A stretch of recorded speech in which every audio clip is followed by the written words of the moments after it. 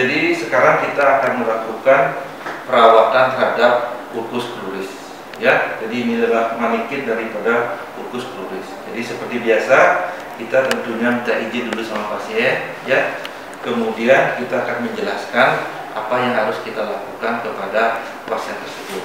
Jadi kita harus melakukan informed consent dulu kepada pasien karena kita melakukan suatu tindakan terhadap pasien.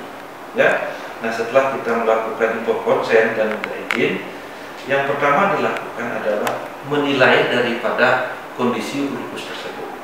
Ya. Nah, pada di sini, ya, pada manikin ini, ya, ulkus itu yang perlu diperhatikan penilaian satu, apakah ulkus tersebut dalam kondisi infeksi, ya, atau sudah mengalami proses penyembuhan.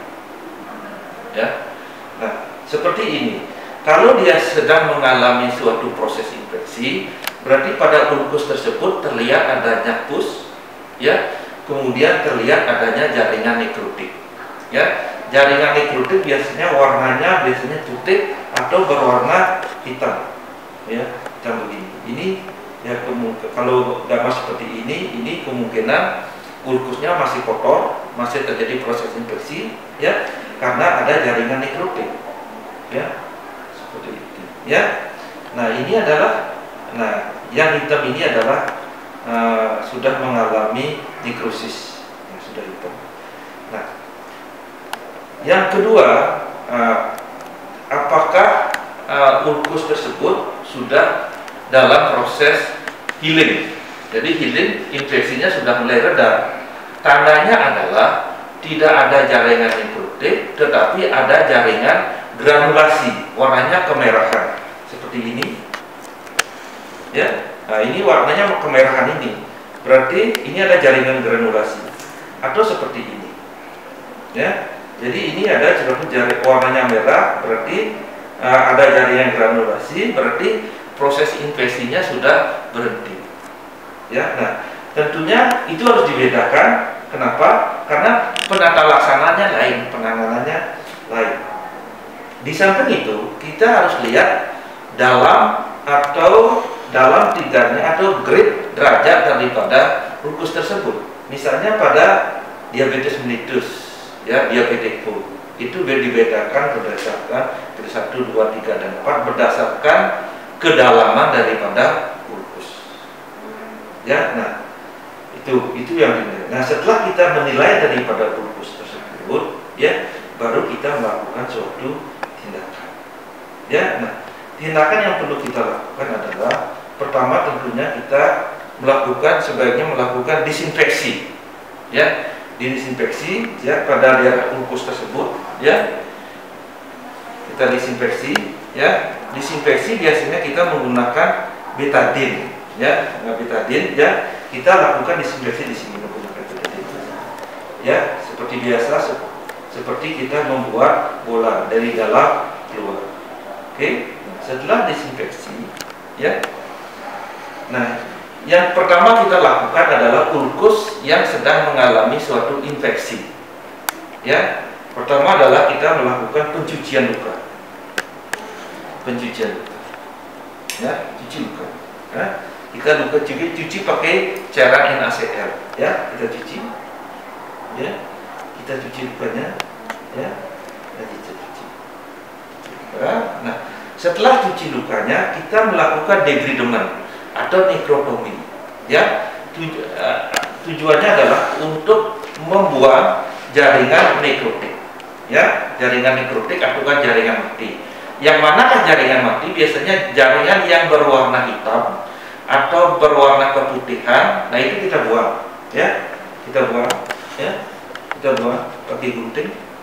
Ya, pakai gunting jaringan kita buang. Ya, atau bisa juga pakai scalpel atau pakai mis.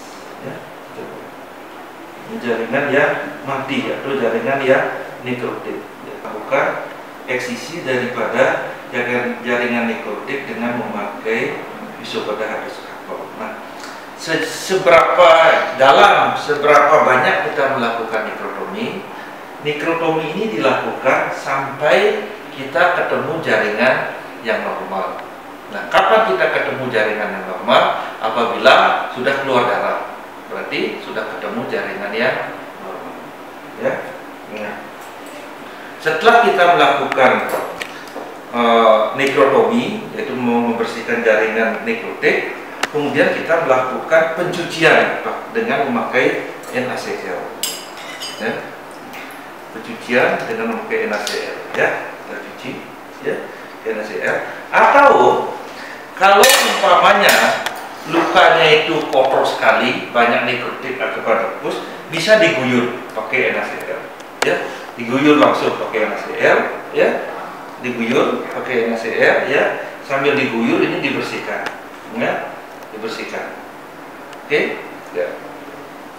Nah, setelah sudah di nekrotomi, sudah bersih, ya, sudah bersih di nekrotomi, kemudian sekarang kita tutup lukanya. Tutup luka pertama adalah tentunya sebelumnya kita menutupnya itu bisa memakai spradul atau bisa memakai salep, ya, terserah apa saja bisa, ya, bisa memakai spradul, ya. Anggap kita memakai spradul ini, ya, kita tutup lukanya, ukusnya. Oke. Nah, setelah spradul kita tutup memakai kasa basah, ya, kasa basah, ya, kasa basah, tetapi diperas dulu kasa basahnya, ya. Tujuannya adalah supaya membuat suasana lukanya menjadi moist atau lembab. Dengan suasana lembab itu akan merangsang terjadinya pertumbuhan granulasi atau mempercepat proses penyembuhan, ya. Tuh, oke, tuh. Nah, kemudian baru kita tutup pakai kasa kering. Setelah basah, kering lagi, ya. Nah, setelah kering ini, ya, kita kering, oke, kering. Nah, setelah itu baru kita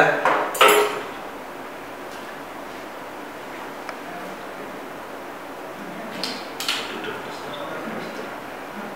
ya. Oke, ya. Nah, itu adalah untuk jaringan yang banyak jaringan nekrotik atau jaringan yang, ya, saya buka lagi. Nah, bagaimana dengan jaringan yang proses penyembuhannya sudah berhenti, ya, atau sudah terbentuk jaringan granulasi. Nah, kalau jaringan yang sudah proses penyembuhan atau terbentuk jaringan granulasi, tidak perlu kita melakukan nekrotomi atau debridement.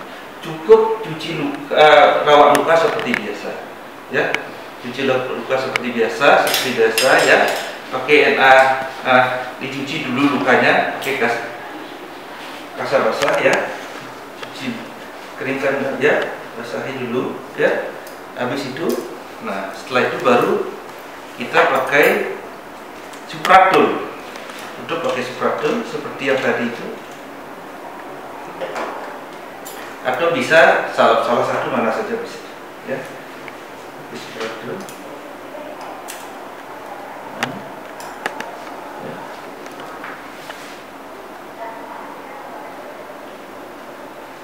Spradul, kemudian seperti biasa setelah itu kasa basah,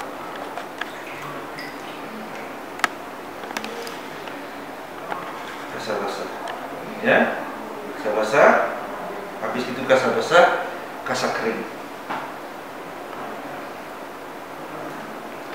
ya, kering. Nah, habis itu kita tutup pakai plaster atau